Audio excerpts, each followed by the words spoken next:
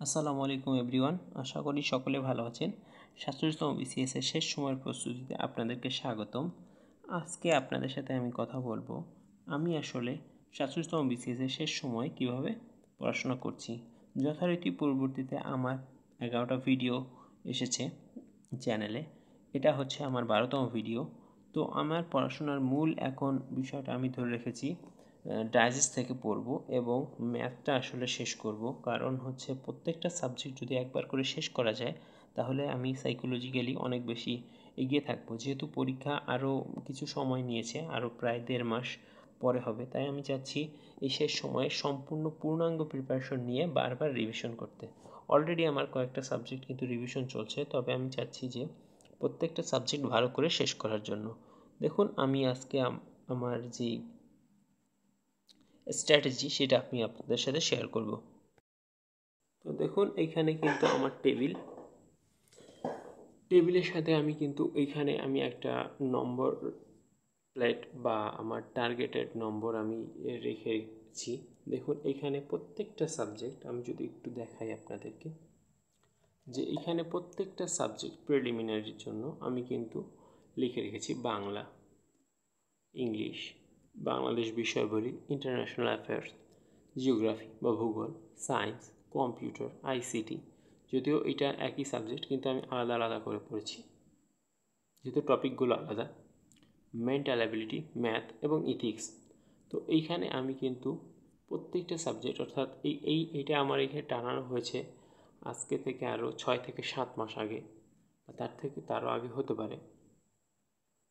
প্রত্যেকটা সাবজেক্ট যখন আমি শেষ করেছি, আমি কি করেছি, পাশে একটা সাইন দিয়ে রেখেছি, একটা কালো দাগ দিয়ে সাইন করে রেখেছি। তো আলহামদুলিল্লাহ, দেখুন প্রত্যেকটা সাবজেক্টের পাশে আমার কিন্তু একটা সাইন দেওয়া আছে। এইখানে একটা বিষয় যে এইখানে দেখুন 1 2 3 4 5 6 7 8 9 10 11, অর্থাৎ এখানে ম্যাথ এবং মেন্টাল অ্যাবিলিটিকে আলাদা করার কারণে সাবজেক্ট হয়ে গেছে 11টা। তো এই ছিল মূলত, কিন্তু 47তম বিসিএস এর বাইরে কিন্তু নেই। দেখুন, এইখানে হচ্ছে আপনার 35, ইংলিশে 35, 70, বাংলাদেশ আর ইন্টারন্যাশনাল মিলে 50, 120, এখানে 10, 130, এখানে 15 এবং এটাই মিলে হচ্ছে 15। তো 130 আর হচ্ছে 30, 160। এখানে হচ্ছে আপনার ম্যাথ এবং মেন্টাল অ্যাবিলিটি মিলে 15 15 30, অর্থাৎ 160 আর 30 190, এবং ইথিক্স বা নৈতিকতায় 10, অর্থাৎ এই সব পূর্ণাঙ্গ 200 মার্ক। তো এই 200 মার্ক আমি এভাবে টার্গেট করে পড়েছি যে যেহেতু আমি ফার্স্ট টাইমার, আমি চেষ্টা করব বাংলায় 23, মিনিমাম 23 এবং ম্যাক্সিমাম 25 তোলার। তাহলে এইখানে কিন্তু গড় করলে দেখুন, এখানে আমার প্রায় 100, সর্বনিম্ন যদি আমি এভাবে ধরি তাহলে কিন্তু আমার 127 চলে আসে, এবং ম্যাক্সিমাম হিসাবে ধরলে 140 প্লাস। অর্থাৎ আমি চেষ্টা করব 127 থেকে 140 এর রেঞ্জে নাম্বারটা রাখার। এবং দেখুন, প্রত্যেকটা সাবজেক্ট শেষ করে আমি কিন্তু আমার নিজস্ব স্ট্র্যাটেজি আমি আপনাদের সাথে শেয়ার করলাম। কারণ আমি কীভাবে আসলে আমি টার্গেট করেছি 47 বিসি, এটাই যাতে প্রত্যেকটা প্রার্থী যারা এখন পড়ছেন প্রত্যেকেরই উচিত একটা নির্দিষ্ট টার্গেট ফিক্স করে পড়ার। তো যাই হোক, এখন কিন্তু আমি মূলত ম্যাথ এবং মেন্টাল অ্যাবিলিটি ডাইজেস্ট থেকে শেষ করার চেষ্টা করছি। কারণ আমি তো দেখালাম যে প্রত্যেকটা সাবজেক্ট আমার হয়ে গেছে, তবে মেন্টাল অ্যাবিলিটি কিছু বাদ আছে এবং ম্যাথও অল্প কিছু বাদ আছে। এখানে হচ্ছে ম্যাথের জন্য আমি করছি ম্যাথ ককটেল প্রেলি বইটা, খুব ভালো একটা বই, সিলেবাস অনুযায়ী সুন্দর করে সাজিয়ে দেওয়া আছে। তো এইখানে আলহামদুলিল্লাহ আমি গতদিন ভিডিও দিয়েছিলাম যে আমার পাটিগণিত শেষ হয়েছে। দেখুন, পাটিগণিতের কিন্তু প্রত্যেকটা চ্যাপ্টার আলহামদুলিল্লাহ শেষ হয়েছে।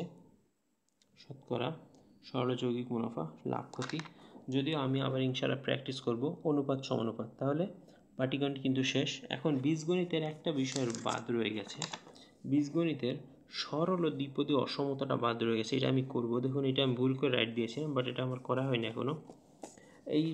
এটা আমি শেষ করব, তাহলে কিন্তু বলা যায় বীজগণিত এবং পাটিগণিতের সব মিলে 9 মার্ক আমার কমপ্লিট।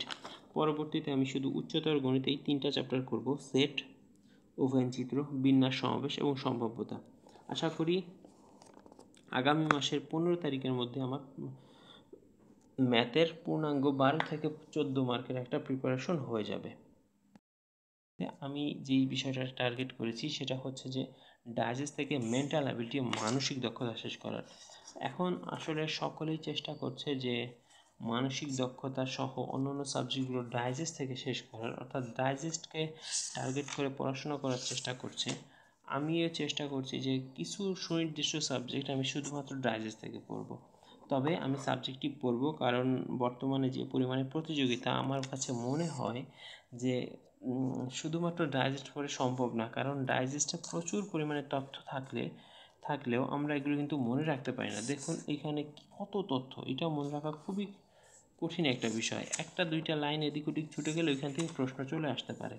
তাই ডাইজেস্টকে শুধুমাত্র প্রস্তুতির জন্য নেওয়াটা আমার কাছে মনে হবে একটু ঝুঁকিপূর্ণ, কারণ কখন কোথা থেকে প্রশ্ন এসে থাকে, দুই এক লাইন যদি বাদ পড়ে যায় তাহলে খুব ওইখান থেকে প্রশ্ন আসলে কিন্তু প্রশ্নটা ছুটে যাবে। তবে সাবজেক্টিভে কিন্তু ভালো করে লিখে দেওয়া আছে, এজন্য একটু কষ্ট হলেও সাবজেক্টিভ পড়া উচিত।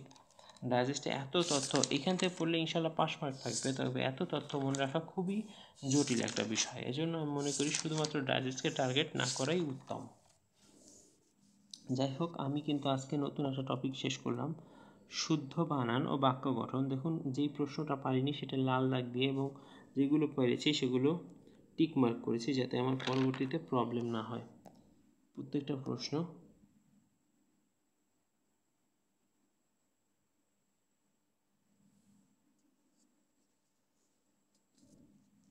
তো ডাইজেস্ট থেকে পড়লে কিন্তু আলহামদুলিল্লাহ যথেষ্ট ভালো করা যায় বলে আমার মনে হয়। ডাইজেস্ট থেকে এই পর্যন্ত পড়লাম। দেখুন যেটা পারিনি সেটা রেড কালার, পরবর্তীতে জাস্ট একটু আমি এখান থেকে দেখব, এবং যেটা পেরেছি সেটা কিন্তু ব্লু কালার, আমি নীল কালার দিয়ে দাগিয়েছি যাতে আমার আলহামদুলিল্লাহ পরবর্তীতে সমস্যা না হয়। এরপরে কিন্তু যান্ত্রিক দক্ষতা, একটা আলাদা নতুন টপিক। তাহলে আজকে কিন্তু 3 নাম্বার টপিক শেষ হয়ে গেল, আর মাত্র 3টা টপিক থাকবে। আশা করি খুব দ্রুতই আমি মানসিক দক্ষতা শেষ করতে পারবো। এটা ছিল 3 নাম্বার টপিক, কিন্তু মূল টপিক 15 তারিখে পড়া শুরু করেছিলাম, আজকে 16 তারিখ, একদিন বেশিও লেগে গেছে। তো এই ছিল আজকে মূলত 2টা পড়াশোনা। আমি মূলত আমার এখন টার্গেট হচ্ছে সবগুলো সাবজেক্টে অন্তত একবার খুব ভালো করে শেষ করার, সেই লক্ষ্যে এগিয়ে যাচ্ছি। মেন্টাল অ্যাবিলিটি আশা করি মেন্টাল অ্যাবিলিটিটা শেষ হয়ে যাবে এই সপ্তাহ বা সর্বোচ্চ আগামী সপ্তাহ 2 বা 3 দিন। সেম প্রসেসে আগাচ্ছি। ম্যাথও ইনশাল্লাহ দ্রুতই শেষ হয়ে যাবে, আশা করি 1 সপ্তাহ বা 10 দিনের মধ্যে ম্যাথও শেষ হয়ে যাবে। তো আমার টার্গেট এটাই যে আমি আসলে সবগুলো সাবজেক্ট এই মাসের মধ্যে আমি শেষ করতে পারি। পরবর্তীতে আমি ইনশাল্লাহ মে, জুন, জুলাই এই 3 মাস শুধু পরীক্ষা এবং রিভিশন দেবো। দেখুন একবার শেষ হয়ে গেলে কিন্তু আর বেশি সময় লাগে না, তাই একবার যদি শেষ করা যায় তাহলে রিভিশন করতে খুব বেশি সময় আপনার লাগবে না। 3 মাস যথেষ্ট সময় রিভিশন এবং পরীক্ষা দেওয়ার জন্য। ধন্যবাদ, ভালো থাকবেন এবং আমার জন্য দোয়া করবেন। আপনাদের পড়াশোনা কেমন চলছে জানাতে পারেন কমেন্টে। আসসালামু আলাইকুম।